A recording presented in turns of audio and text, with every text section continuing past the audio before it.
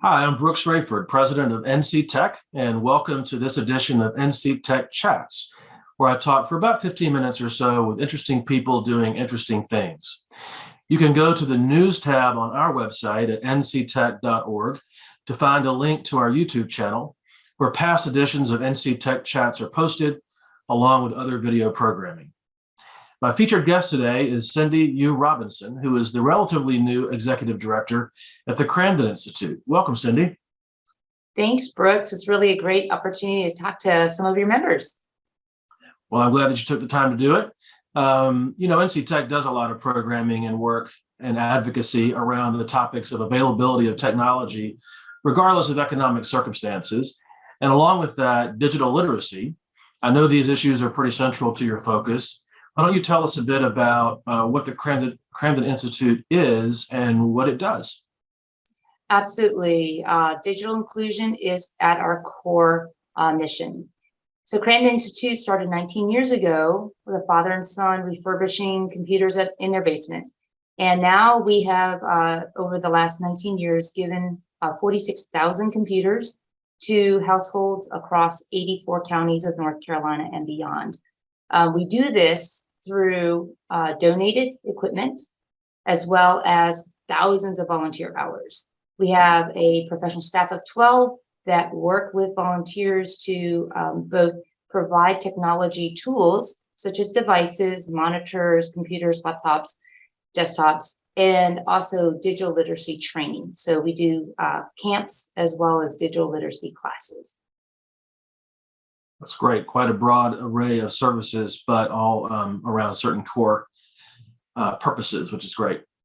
On a related note, you mentioned donations, and that's, I think, what a lot of people associate the Institute with. It's a place you can give equipment that no longer is needed or might be getting replaced in your own organization or your home or what have you, and then it gets refurbished and distributed. There was a change in the law in North Carolina that allows state agencies to donate equipment. One would have thought that would have been okay to start with, but I guess there was a glitch there.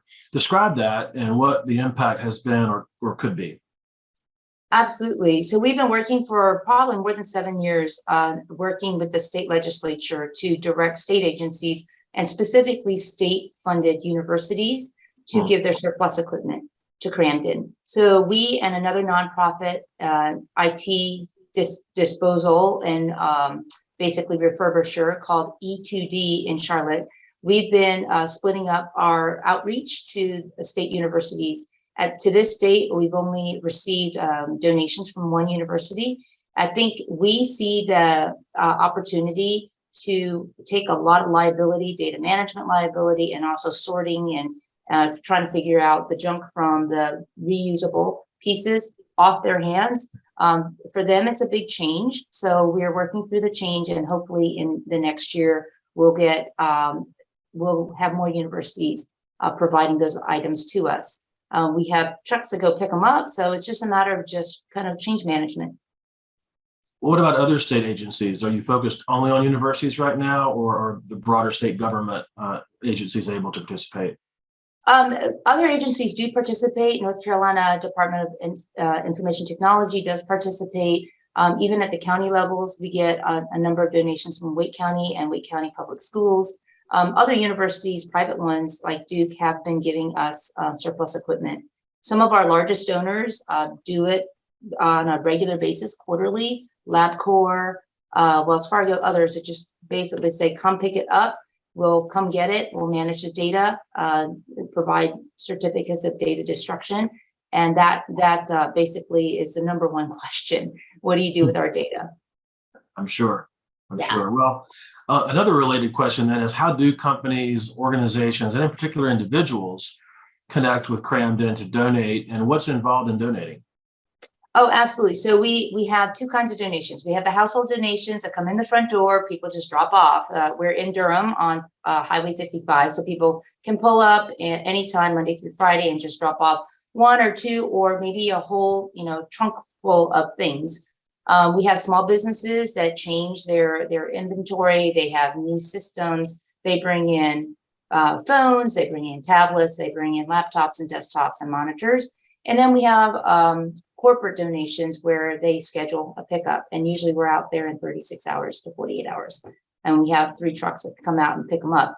And then companies do usually want a receipt. They want to know what value they have contributed. We are a nonprofit, so we're able to issue those tax exempt receipts to them.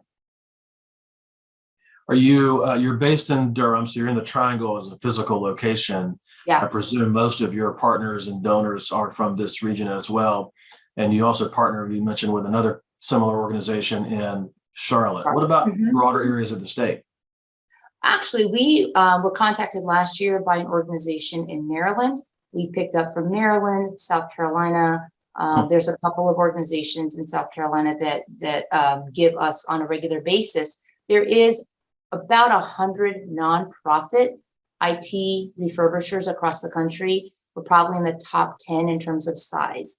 And so my hope is to scale up our operations to not just serve the Triangle, all of North Carolina, as well as South Carolina, parts of rural Georgia. We do have counterparts in Richmond and in Atlanta. Their focus is a little bit different. They're doing workforce development. They work with former military vets. So our focus is really efficiency in getting about 20,000 assets a year and turning them around and going for our goal of distributing about 4,500 units this year to households. We have been challenged by a number of our board members to really reach beyond the Triangle, and we're going to be able to do that. We're exploring ways to basically distribute chunks like 20, 40, 100 units at a time, as well as through our digital literacy program. We have a train the trainer model where we're really, really thinking this is going to be the next big wave. We bring in representatives from remote rural counties, bring them in here, train them on our curriculum of teaching digital literacy to adults. Most of them are seniors. Most of them are really interested in connecting socially, as well as for telemedicine or telehealth. And we award them a computer at the end of the four units of training. So what we're doing is we're asking people from rural communities to come here, get trained, take the computers with them, teach the classes in their counties, and then we award the Kramden refurbished computers there. So we're doing that because we've had a really, really good year. We're able to do that for 5 counties this year, and then probably 20 to 30 counties next year.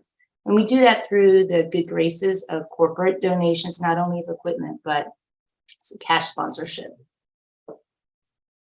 That's remarkable. And the ability to scale sounds exciting too. That was going to be my next question. I'll ask my question as I had prepared it, and you've already answered part of it, but there's a nuance I want to get to. And that is the governor has proposed allocating roughly $1 billion in federal funds that North Carolina has received or is receiving toward a trio of priorities: expanding broadband to unserved or underserved areas, addressing the cost to low-income consumers of having access to broadband, and then this discussion we're having right now, improving digital literacy. And you just talked a bit about how Cramden plays a role in the digital literacy space. And what you talked about in particular was the train the trainer model. Are there other, what other services, if any, do you offer, and what things might be on the horizon beyond the train the trainer and expanding that? We know from all of our donors and through great organizations like NC Tech that digital inclusion, digital equity is a primary principle and workforce development strategy for all of the state. So if the governor is focused on, let's say, look at the 3 parts of digital inclusion, right? There's connectivity, there's devices, and there's education. So we're addressing 2 of those, education and devices. On the connectivity end, one of the things that we try to do is use an open source software that works better in low served areas in terms of Wi-Fi. Until the broadband quality is up and equal across the state, we're going to rely on this operating system on our devices. And then we are also, anytime someone gets a device from us, we give them a list of affordable connection programs and things that are like coupons and discounts and federal subsidies that help them. But it really is, we're trying to do our part to make sure the devices and education are out in every county of North Carolina. But then we have to make sure that they respond to the surveys that that address like low connectivity, so that they can eventually get prioritized for broadband expansion. So we can only do so much. We have great partners, and we're trying to keep abreast of public policy issues. We've worked a lot with Digital Durham. We've worked a little bit with some of the counties in Eastern Carolina, and then we get calls a lot from Western Carolina. So there are individuals that we're hoping to help with devices, and also just keeping abreast of all the issues. You touched on something that raised a side question for me. So just real quick, do you have software partners when you give a computer to someone? What does it come with? And do you have partners that help make that happen? Yeah, we do have the ability to get nonprofit pricing for licenses to like Microsoft Office. And then we use Endless, which is an open source software, and that's free to us and free to the users. So they don't have to buy the license again the second year. And that's what you were talking about a moment ago. Yeah. Okay, yeah. Good. Well, my last question is more about you. You're fairly new in your role. Tell us about your background and your journey to this point. And I was going to ask you about your vision for Crammed looking ahead, but you've already sort of touched on that, but you're welcome to. Yeah. So I've worked in 4 sectors. I've worked first in public sector at the U.S. Environmental Protection Agency. It was about 15 years ago I first heard about Kramden when we were trying to get rid of our outgoing computers. And there I was a public affairs and science communication director. So I worked with our research labs in RTP. Then I went to the private sector. I worked at Lenovo for a year, and Lenovo is one of our biggest supporters, both in terms of sponsorship and equipment donations. So I was at Lenovo as corporate social responsibility manager, and was able to really address my passions of leadership, equity, working with developing communities, working with younger professionals. And then from there, I went to AECOM, which is another private sector, basically a construction planning consultant. And in that role, I continued to do public affairs. So that was private sector. I also worked at Stanford University, my alma mater, as volunteer coordinator. So focusing young people on a wonderful, rewarding career in public service. So coming to Cramden as a nonprofit leader, I have 5 years of working with the National Association of Asian American Professionals. There we build leaders. And I think through Kramden's program, we're able to empower the future leaders of North Carolina with appreciation for STEM education, appreciation for equity, and really enable them to connect with the World Wide Web through a device. My vision hope here is really to work with Kramden, that has been doing so well, kind of as a small nonprofit, but to really scale it up to see how we can affect beyond the triangle, really the North Carolina and South Carolina. And we're doing that in baby steps. And we have a wonderful staff, many who have like 10 to 12 years more experience than I do. So I kind of stand on their tall shoulders and work from there. Well, that's great. I appreciate the background about the organization and about you. It sounds like awareness of what Kramden is and what it does is the only thing that stands in the way of even broader engagement. So that's a wonderful opportunity. We thank you for this platform. I really do. I really thank you for this platform, opportunity to talk to all the members. And we are planning now, just as a kind of a preview for the fall, NC Tech and Kramden are working on a electronics drop-off day. So making that an annual event and hoping that people can just understand the importance of reworking and refurbishing what would be e-waste to you. It happens to be the fastest growing waste stream globally. So if we can take some of that e-waste out of the waste stream and get it into the hands of our future leaders, that'd be great.